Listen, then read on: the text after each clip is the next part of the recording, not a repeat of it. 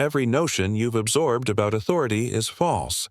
You were instructed that compassion signifies might, that equity earns admiration, that individuals will compensate you for being virtuous.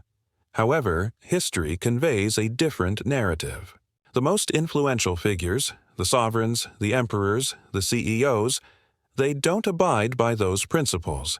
They adhere to a different doctrine, a harsh, unspoken reality. Dread equals dominance. Frailty means demise. Envision a realm where leniency is a lethal blunder, where a single instant of indecision can cost you everything. This isn't merely a hypothesis.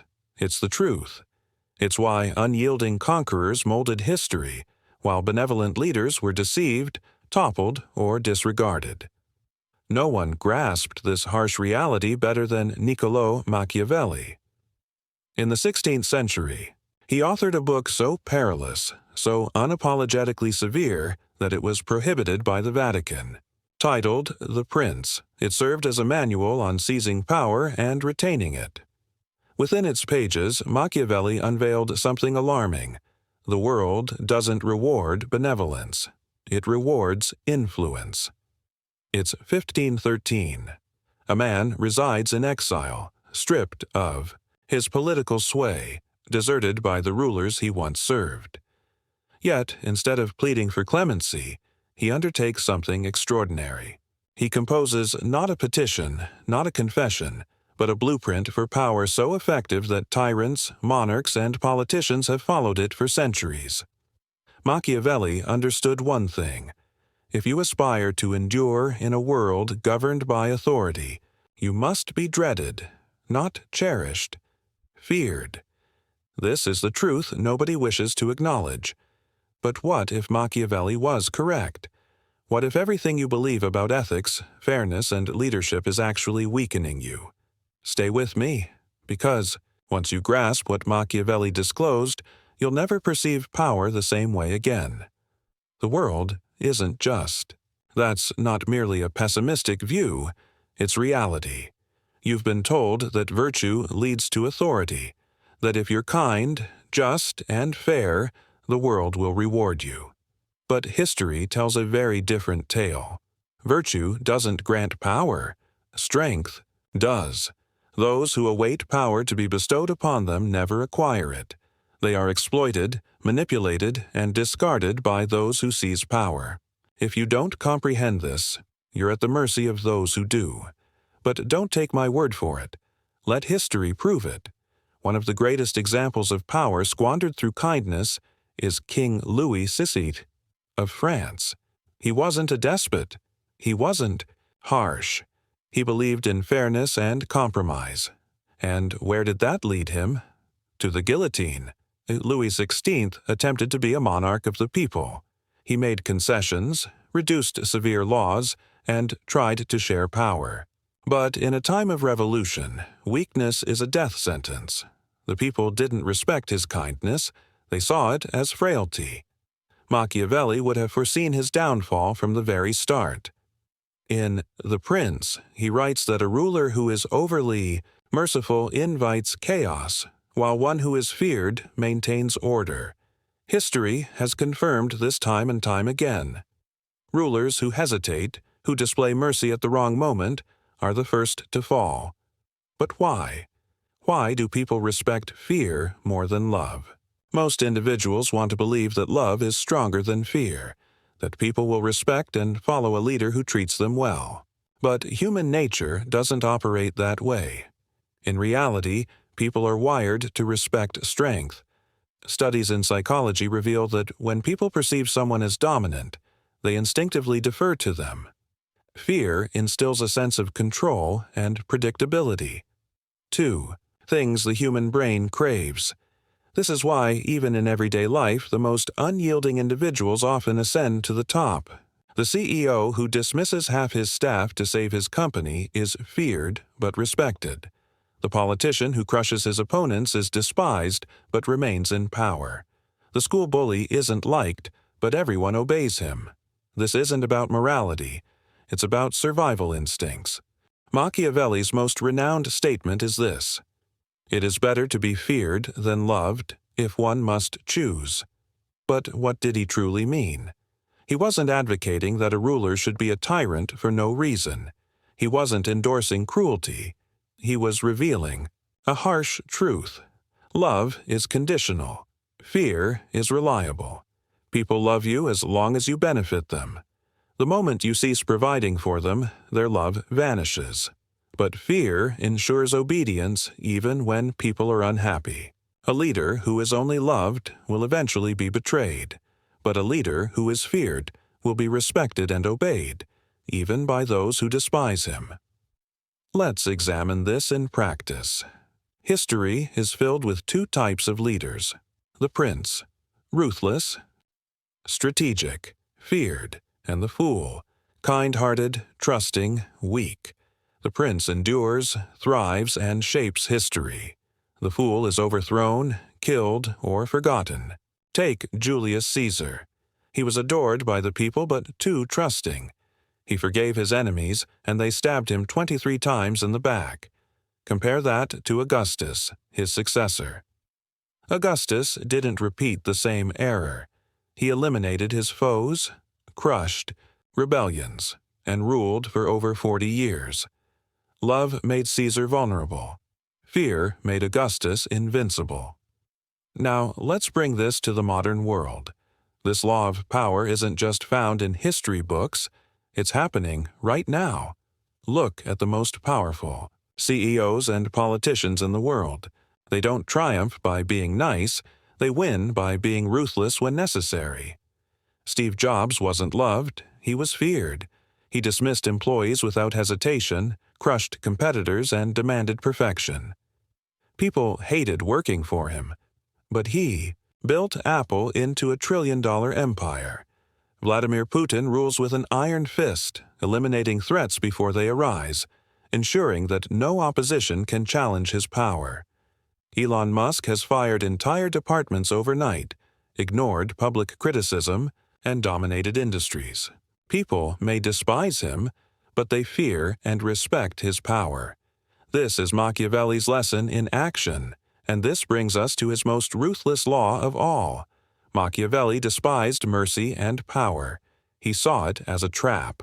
Why? Because mercy doesn't protect you. Mercy leaves you open to betrayal. The moment you display weakness, your enemies will exploit it. Machiavelli wrote that a prince who pardons his enemies ensures his own destruction. A perfect example is Mikhail Gorbachev, the last leader of the Soviet Union. Gorbachev believed in compromise. He granted his enemies freedom, trusting that they would be fair in return. And what happened? They used that freedom to overthrow him. Contrast that with Joseph Stalin. Stalin eliminated all threats before they could rise. He ruled with an iron fist, and his power remained unchallenged. For decades. The lesson: never give your enemies a chance to strike you. Now, understand why fear is stronger than love, why power is taken, never given, and why mercy is a fatal mistake. But if you think this is dark, wait until you hear Machiavelli's most dangerous rule, because there's one final law of power, one so ruthless that it decides who rules and who is ruled. Power isn't just about having control, it's about keeping it. And the greatest mistake most people make isn't lacking power, it's losing it because they don't understand fear. Machiavelli's philosophy was never about mindless cruelty. It wasn't about being a tyrant for the sake of it. Instead, he revealed a much colder, much more calculated truth. Many believe that fear and cruelty are the same, that to rule with fear means to become a monster. But Machiavelli understood a fundamental truth. Fear doesn't mean cruelty. It means control. The goal isn't to be hated. A ruler who is hated is always in danger. The goal is to be respected through fear. People should fear the consequences of betraying you, but they shouldn't hate your very existence. Why? Because hatred leads to rebellion. Fear, when balanced correctly, creates stability. Machiavelli warned that a ruler should be careful not to be too cruel nor too lenient. If you're too cruel, you will create enemies that unite against you. If you're too kind, you will be taken advantage of. So, what's the perfect balance? Punish. Betrayal severely. If someone betrays you, make an example out of them. If you don't, you invite future betrayals. Be predictable in rewards, unpredictable in punishments. If people know good behavior is rewarded, but betrayal is crushed, they will remain loyal out of rational fear, not hatred. Ensure the people benefit from your rule. If your leadership brings them stability, prosperity, or protection, they will. Have no reason to rebel, even if they fear you. These lessons aren't just theory. History has already proven them. One of the greatest examples of this balance is Genghis Khan. Genghis Khan was feared across the world. Entire cities would surrender without a fight just at the rumor of his army approaching.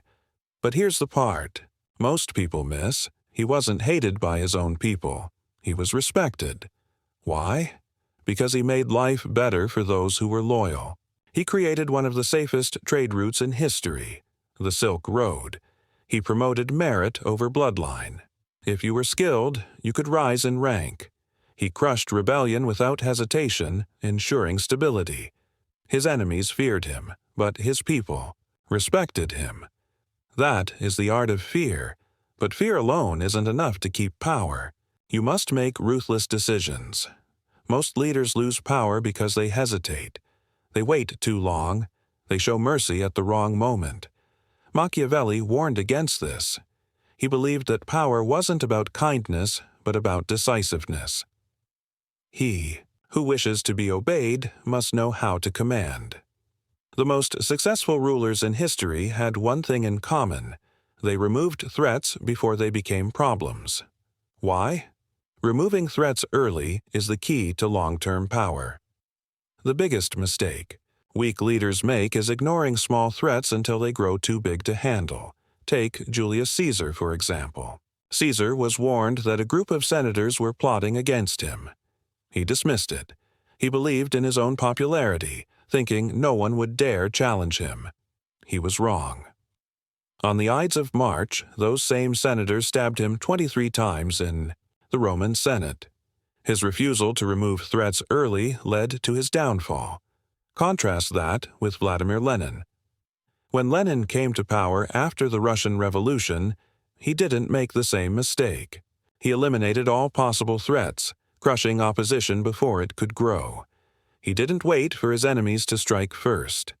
As a result, he built a Soviet state that lasted for decades. Machiavelli would have called Lenin a true master of power. Machiavelli gave one simple rule when dealing with traitors: crush them immediately, or they will destroy you later.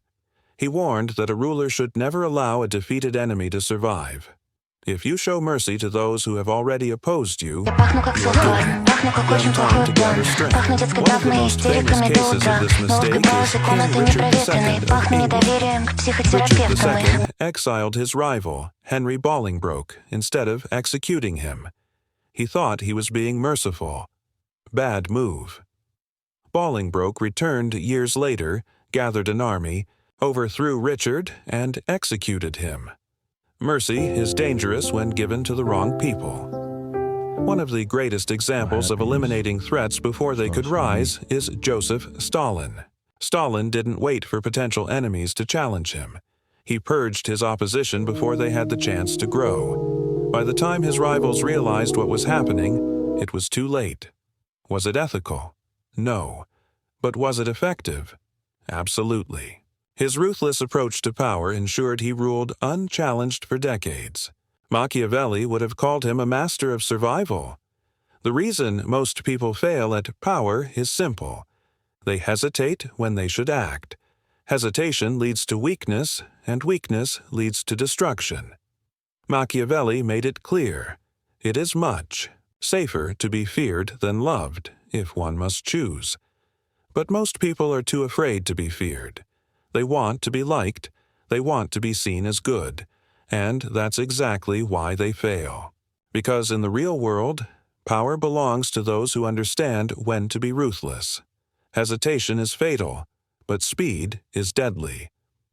Machiavelli believed that one of the most effective strategies was striking before your enemy realizes what's happening. Take Napoleon Bonaparte, for example. Napoleon won countless battles not just because of strategy, but because he was unpredictable. He moved his armies faster than anyone expected. He attacked before his enemies could organize. He never waited. He forced others to react to him. This is why Napoleon rose to become the most feared leader in Europe.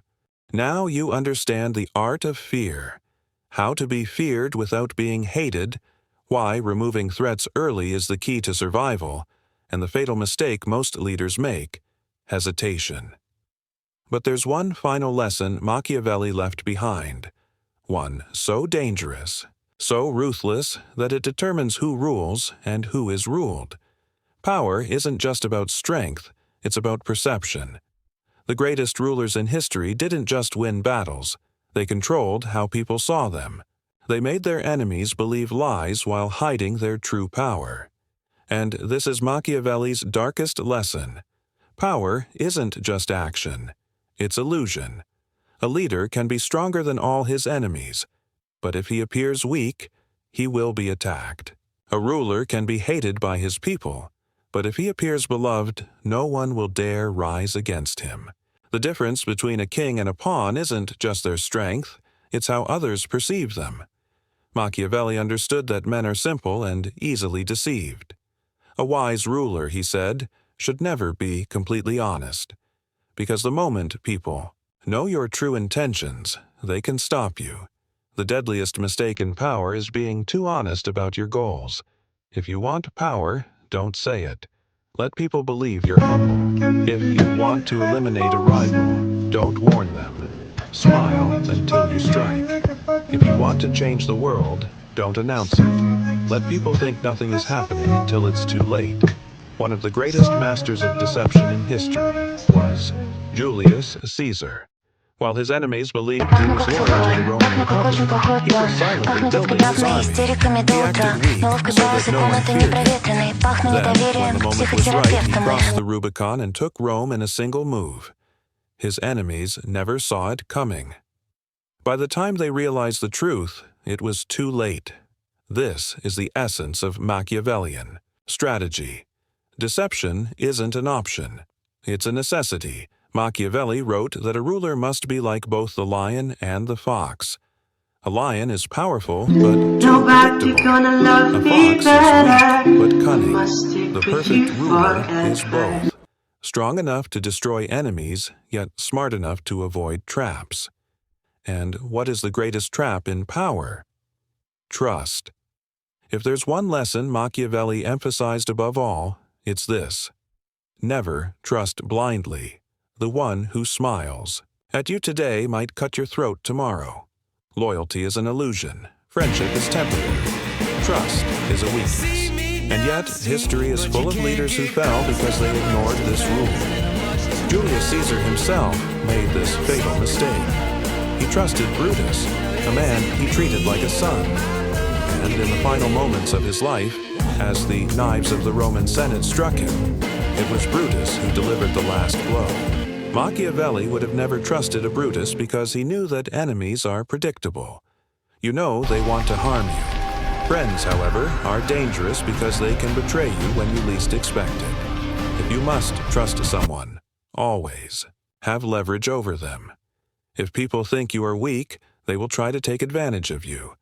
But if you make them believe you are harmless, they will let their guard down. This is how power works. It is a game of appearances. A historical example of this strategy is Napoleon Bonaparte. Before he became emperor, he was seen as an ordinary officer. No one expected him to rise. But while others were drunk on their victories, Napoleon was planning. He waited, let others underestimate him, and then struck with absolute force. He didn't just defeat his enemies, he made them regret underestimating him. Machiavelli believed that if you must strike, strike completely. If you remove an enemy, leave no chance for revenge. If you take power, leave no doubt about who is in control. Half measures are the fastest path to destruction, And now we arrive at the final brutal truth about power. It's not really good or bad. It's about control. The strong act before their enemies move. The weak hesitate and are destroyed. Reality doesn't matter. What people believe matters. Never show your true strength. Let others underestimate you until it's too late. Machiavelli didn't see the world as good or evil. He saw it for what it was. A ruthless game where only the strong survive. The world isn't kind. It never was. And now you face the ultimate question. Will you control power, or will it control you? Power is a game, and now you know the rules. But here's the real question. If you had the chance, would you use them? Would you embrace Machiavelli's laws, or would you refuse, knowing it might cost you everything? History doesn't remember the kind. It remembers the victorious. So tell me, if you had to choose, would you rather be feared or loved? Drop your answer in the comments. And if you found this truth uncomfortable, good. That means you are starting to see the world for what it really is. If you want more insights into power, psychology, and the brutal truths no one talks about, hit subscribe. Because in this world, knowledge isn't just power, it's survival.